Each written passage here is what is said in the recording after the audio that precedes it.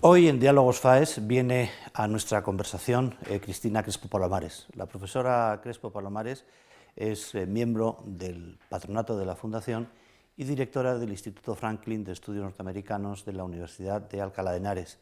Y el tema es el análisis de los resultados y de las posibles consecuencias de las elecciones de mitad de mandato que han tenido lugar en Estados Unidos hace una semana. La primera pregunta, Cristina, por entrar directamente, es ¿estas son las clásicas elecciones que en la noche electoral gana todo el mundo o realmente se han producido cambios importantes en el escenario, en el polémico escenario político americano? Bueno, la primera lectura es que tanto demócratas como republicanos se han dado por vencedores, esa es la realidad. Es cierto que los demócratas han ganado la Cámara de Representantes, eso ha significado una victoria, porque además lo han hecho con un margen bastante amplio, con una mayoría absoluta, lo que supone que pueden hacer cambios, o al menos intentar hacer cambios en los 2 próximos años, frenando la agenda del presidente Trump. Pero también es cierto que de manera histórica los republicanos han mantenido una ventaja en el Senado e incluso la han mejorado. Esto digo que es histórico porque las elecciones de mitad de mandato siempre se han considerado unas elecciones de termómetro en la que se tomaba un pulso al mandato del presidente y siempre ha sido un poco voto de castigo. Sin embargo, a pesar de que los republicanos han perdido la Cámara, sí que hemos visto que han podido reforzar el Senado y han ganado gran parte de las batallas de los congresistas en los 36 estados que se disputaban. De modo que, de alguna manera, cuando Trump dice que él ha ganado las elecciones, en parte tiene razón en que él mantiene un electorado, una base electoral con un gran apoyo, y eso es innegable. En estas elecciones, por mandato constitucional, se renueva por entero la Cámara de Representantes y se renueva 1/3 de las gobernadurías y de los senadores, que se renuevan por tercios. La Cámara Alta se renueva por tercios. La verdad es que la imagen parece ser bastante parecida a las últimas elecciones presidenciales, es decir, una gran mancha roja en el interior del país y las dos costas muy teñidas de azul, con lo cual parecería que las posiciones se mantienen, ¿no? Los republicanos han alegado dos argumentos que yo no sé hasta qué punto tienen la importancia que ellos quieren darle. Por un lado, que es verdad que se han perdido la mayoría en el Congreso, pero por una pérdida de escaños comparativamente menor que en otras elecciones de mitad de mandato, y después que hay 3 estados clave en los que han mantenido el control, Florida, Georgia y Arizona. Y Ohio, además. En Arizona y en Georgia en este momento está habiendo un recuento, y en Florida también, efectivamente. Y entonces, en fin, es posible que pudieran cambiar las cosas, pero si no cambian las cosas, esta idea republicana de que mantenemos Florida, Georgia y Ohio, que son 3 estados realmente estratégicos, ¿realmente prejuzgan de alguna manera la reelección de Trump? Bueno, yo creo que la lectura que mencionas es importante, pero precisamente por eso vemos que el tema de que sean swing states, que sean estados bisagra, lo que ha dejado latentes estas elecciones es que precisamente está muy reñida la elección. Estas elecciones tradicionalmente son elecciones más locales, no son elecciones presidenciales, con lo cual no podemos llegar a valorar si ese voto al presidente, a la presidencia de los Estados Unidos, podría ser hacia un lado o hacia otro, porque vemos que está muy reñido. Además, sabemos que en Estados Unidos en las elecciones se vota mucho a la persona, al candidato. En ese sentido, justo hablando del votante y de cómo fluye el voto, a mí me parece algo interesante destacar que justo en el norte, en lo que era el cinturón del acero que le dio la victoria a Donald Trump en las presidenciales, que era tradicionalmente un voto demócrata, ese voto que se volvió rojo, ahora se ha vuelto azul de nuevo. Y eso sí que me parece un dato importante, porque si ahora se ha vuelto azul, de cara a las presidenciales puede mantenerse azul, es decir, no tiene por qué volver a cambiar, porque repito, siempre ha sido un voto demócrata, que era el obrero, la clase trabajadora, y que fue el que le dio la victoria a Trump, esos 80.000 votos de esos 3 estados clave que le dieron la victoria a Trump y que ahora parece que han vuelto a votar demócrata. Vuelven a la demócrata. Sí, allí donde arraigó el discurso de Trump, digamos, más duro con el America First, ¿no? Y por tanto el mayor éxito de sus mensajes proteccionistas, de sus mensajes, en fin, partidarios de culpar a todos los demás, fundamentalmente China, de los problemas económicos. ¿Cuáles son las posibilidades reales que tienen los demócratas de entorpecer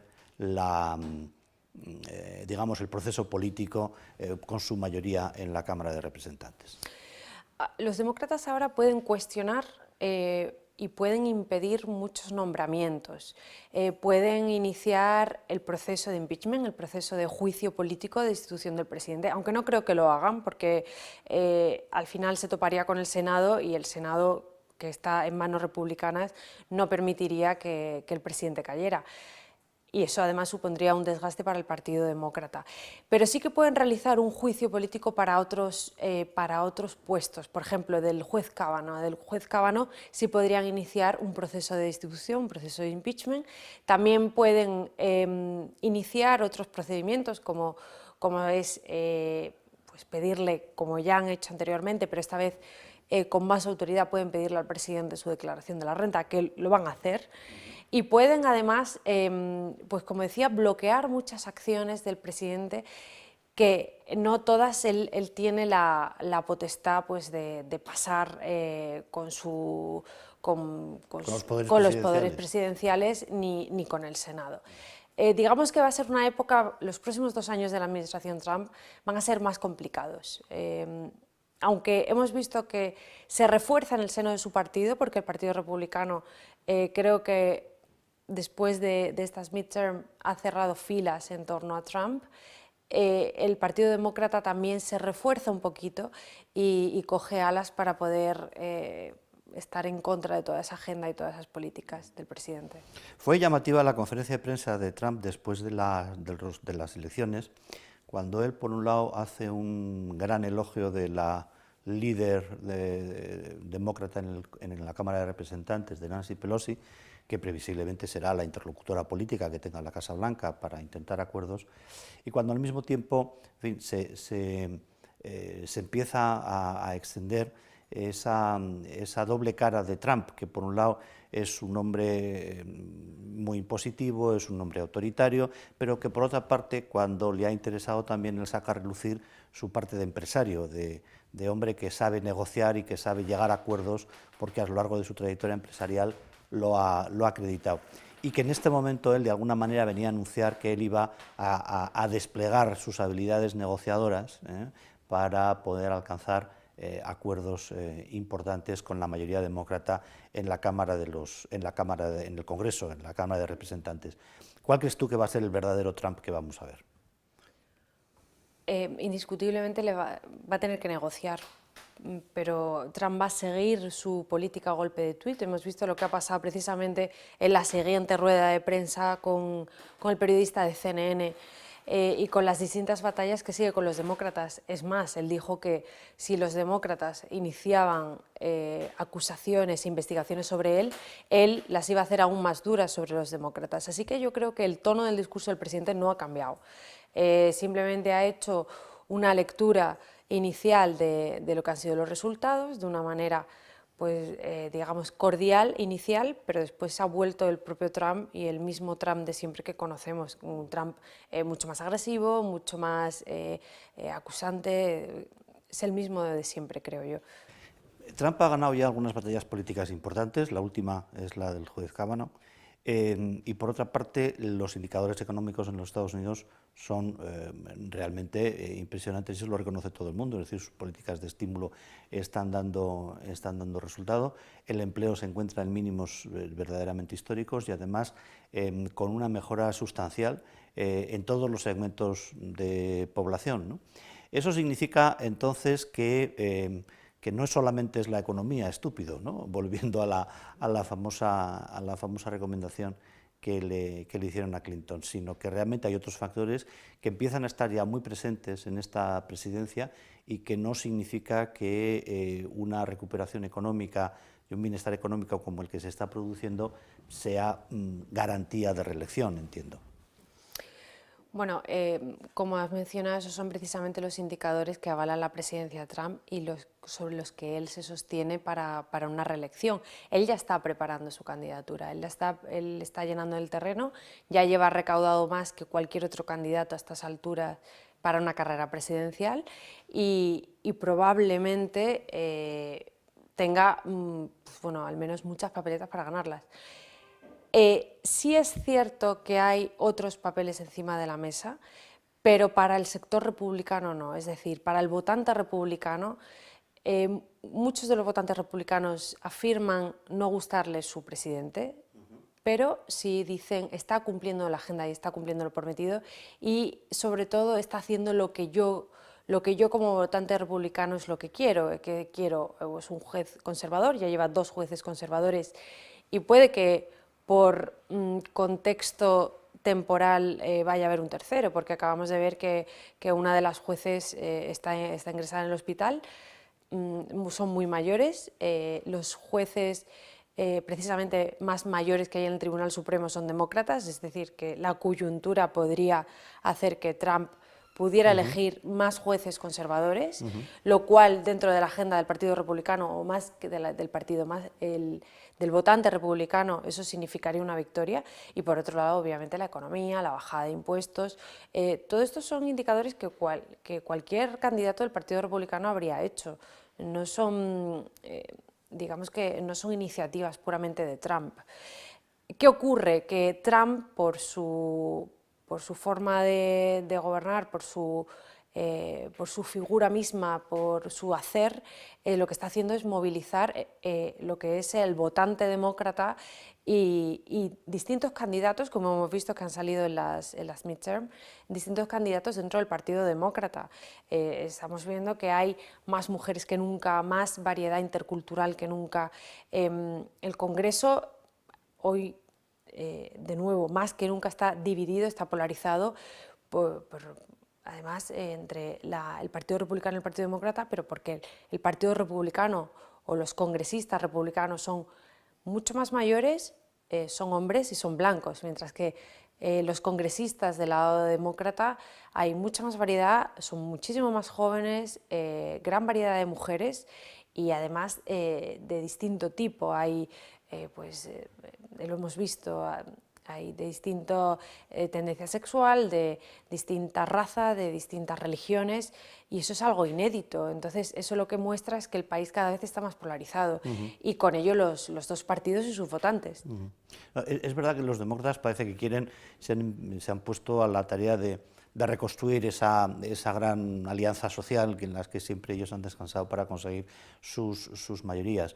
Y por otra parte da la impresión de que los últimos focos de resistencia del Partido Republicano, digamos tradicional, han sido ya vencidos por Trump y sus candidatos en estas elecciones. ¿Tú crees que realmente el Partido Republicano con Trump ha mutado? ¿Ya no es el Partido Republicano que conocíamos? Bueno, tanto como ha mutado, no. Yo lo que creo que ahora mismo está como en un impasse. Mientras se mantenga la administración Trump, ahora mismo lo que le conviene a todos los republicanos, a todos los políticos republicanos, es no criticar demasiado a su presidente si no quieren perder votos de su base, o al menos eso es lo que se ve. De todas maneras, sigue habiendo algunos republicanos que, muy poquitos, pero sí que critican de alguna manera algunas de las gestiones que hace el presidente o alguno de... no es lo mismo, por decirte un ejemplo, no es lo mismo un republicano de California que un republicano de Ohio. Con lo cual, y como decíamos antes, en Estados Unidos se vota a las personas, no se vota al partido. Entonces, probablemente un republicano de California esté defendiendo unas políticas más cercanas al Partido Demócrata que más cercanas al Partido Republicano tradicional y a Trump. Pues con esto es lo mismo. Probablemente podemos ver a un político republicano al uso en California o en Nueva York que pueda de alguna manera posicionarse en contra de su presidente porque sabe que no le afectan a sus votantes en su estado y en sus escaños, y en ese sentido sí que se posiciona, pero en otros estados, como Florida o estados del sur, Texas, bueno, lo hemos visto también, incluso Ted Cruz, o sea, Ted Cruz se ha posicionado a la de Trump, que era uno de los más críticos con Trump. Entonces, como digo, depende mucho del republicano, del político republicano del estado del que proceda, de cómo está movilizada su base, si es votante Trump o votante no Trump, y en función de eso, pues apoya o no al presidente. Yo lo que creo que ahora mismo el partido está en un momento de silencio en torno a la administración, incluso conforme se vayan acercando las presidenciales aún más, porque cerrarán filas en torno a su candidato, al candidato del Partido Republicano, que va a ser Donald Trump. Y sin más, pero yo creo que esto puede cambiar, hoy en día todo cambia muy rápido. ¿Cuáles crees tú que pueden ser los temas centrales por los que el Partido Demócrata intente la recuperación, la reconquista de la Casa Blanca? Han dado mucha importancia en estas elecciones a lo que antes fue el Obamacare, y en este momento, ¿cuál puede ser, de nuevo, el tema, junto con la previsión de asistencia sanitaria, que los demócratas puedan intentar de nuevo lanzar? Bueno, la inmigración también ha sido uno de los temas de las elecciones de mitad de mandato, y además ha sido uno de los temas que precisamente Trump ha utilizado. Trump ha entrado en campaña más con una fuerza muy grande en unas elecciones que no es normal que un presidente haga campaña, por lo menos no de manera tan evidente y tan intensa, hasta el último momento con mítines en una semana en 20 estados. Eso era algo impensable para un candidato que no se presentaba precisamente. Entonces, pero precisamente era por eso, uno de los temas era la inmigración. La caravana de inmigrantes parece que le vino caída del cielo para utilizarlo en la campaña, y ese va a ser uno de los temas principales, además de, como dice, la reforma sanitaria. Veremos también, por el lado republicano, defensa de la economía, de la reforma fiscal. Veremos también temas, los demócratas intentarán meter temas del cambio climático, como hacen tradicionalmente, y por supuesto entrarán temas más relacionados con la ley del aborto, o temas del matrimonio homosexual. O sea, toda la parte de que la agenda republicana ha cerrado filas, ha sido cada vez más conservador, y ahí han perdido terreno las políticas demócratas. Yo creo que ahí el Partido Demócrata va a intentar recuperar muchas de las iniciativas que Obama pudo llevar a cabo y que contó con ellas. ¿Tú crees que es posible que en la nueva configuración del Tribunal Supremo se revisen algunas de estas políticas que habían provocado mucho debate social, pero que estaban ya, digamos, aceptadas? Estamos en el tema del aborto, estamos en el tema del matrimonio homosexual. Bueno, eso es lo que quiere la agenda republicana, y eso es lo que quiere precisamente la administración Trump. Por eso una de las promesas era reforzar el Tribunal Supremo y hacerlo aún más conservador. Yo creo que sí, que es lo que pretenden. Y en relación, tú que has estudiado a fondo las relaciones bilaterales, en el caso de España, pero también con la proyección que se ha tenido en el resto de Europa, en fin, ¿Europa puede esperar algo más constructivo en estos 2 últimos años del mandato de Trump, o seguirá siendo una especie de diálogo de sordos, con momentos de mayor corrección y con momentos de mayor agresividad? Trump es un político totalmente impredecible. No sabemos muy bien cuáles van a ser sus intereses concretos en un momento determinado. No sabemos qué va a pasar con Rusia y esas relaciones que él mantiene y no mantiene. porque depende de lo que ocurra en el momento, apoya o no a Rusia. En el caso de Europa, Trump tampoco ha hecho demasiado caso a Europa, ni para bien ni para mal. Se ha centrado en los estados más conflictivos o tradicionalmente enemigos, por llamarlo así de alguna manera, de la primera potencia de Estados Unidos, como Corea del Norte, y sin embargo él ha intentado cambiar radicalmente el discurso cuando le ha convenido, porque también ha lanzado críticas o ha lanzado insultos, ha gobernado de una manera muy vehemente. Entonces yo no creo que podamos predecir nada que vaya a pasar con la administración Trump en política exterior, porque nunca ha formado parte de su agenda. Quizá cuando empiece a hacer carrera electoral de cara a las presidenciales, introduzca en sus discursos algo más de política exterior, que es lo que suele pasar con las presidencias de Estados Unidos, que en el segundo mandato los presidentes se vuelven más hacia el exterior y no hacia el interior. Sí. Entonces quizás ahí él mire un poco más hacia los demás, obviamente todos sabemos que la Alianza Atlántica es lo que más le conviene a Estados Unidos y lo que más nos conviene a todos, pero Trump muchas veces no solamente se mueve por impulso, sino también por sus asesores. Entonces, en función también de cómo vayan las investigaciones en torno a la trama rusa, el fiscal Mueller, hay tanto que puede cambiar, tanta casuística alrededor de Trump, que también puede cambiar la política exterior. Entonces lo que vamos a tener fundamentalmente es un presidente en segundo mandato, desde luego no derrotado, con más dificultades para sacar adelante sus iniciativas, iniciando el juego de la culpabilidad, quién es el responsable de la parálisis en las que demócratas y republicanos se culparán mutuamente, pero en tu análisis todavía un Trump muy centrado, muy focalizado sobre su agenda electoral interna y con muy escasas consecuencias, por lo menos positivas, para la relación tal y como hasta ahora está planteada entre Estados Unidos y Europa. Ese podría ser... Sí, desde luego, porque lo que estamos viendo con Trump, con la administración Trump, es una política más hacia el interior, es decir, más proteccionista, y eso nos perjudica a nosotros, bueno, a nosotros y a ellos, en cuanto a aranceles, en cuanto a relaciones comerciales, relaciones económicas, y todo eso es malo, tanto para Estados Unidos como para nosotros. Y también veremos una agenda también muy focalizada en el tema de la inmigración.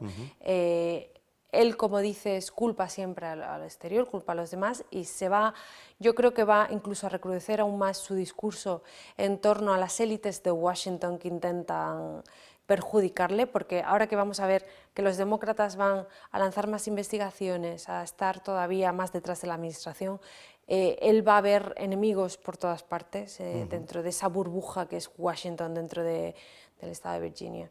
Y así veremos a Trump, un Trump cada vez... con un discurso populista populista y aún más paranoico. Más virulento. Sí, más virulento y aún más paranoico, porque va a tener más ataques. Hasta ahora Trump ha vivido, digamos, un imperio republicano en el que las dos cámaras eran republicanas, la presidencia era republicana, entonces no ha visto impedimentos, no ha visto nada que les pusiera cortapisas, excepto la prensa, por eso sus ataques continuos hacia la prensa. Ahora, sin embargo, se va a encontrar con una Cámara de Representantes mucho más agresiva y mucho más, pues bueno, siguiendo ese día a día de su agenda y poniéndole trabas a todas sus políticas. Y ahí es donde veremos a un Trump mucho más agresivo y bueno, y como decía, mucho más paranoico con todo lo que le rodea.